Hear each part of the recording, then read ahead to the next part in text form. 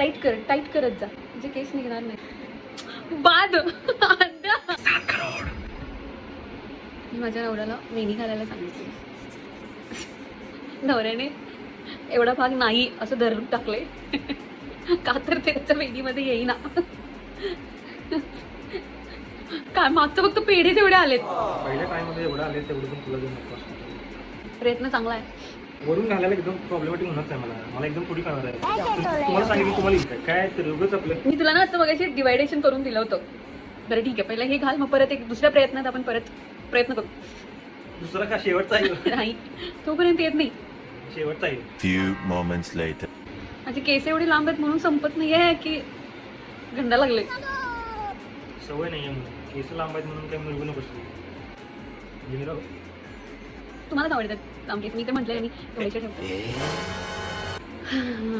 मीच थकले.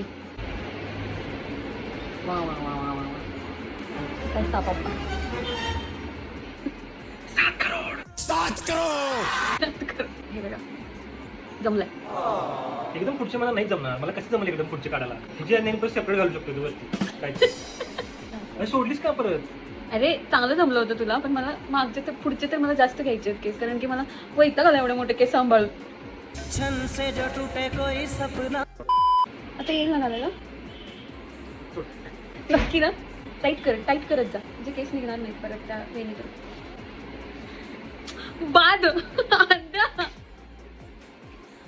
एवढं कॉन्फिडेंटली सोड म्हटले. मला चुकलं जरा बड़ा हरामी हो बेटा. मला तर करू द्या, अजिबात हात लावू नकोस. एवढं कष्टानं मी डिवाइड केलेले अंडा.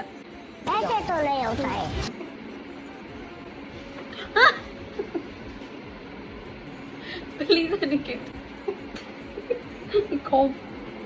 गपस अंडा अंडा गपस अंडा गप की अंडा.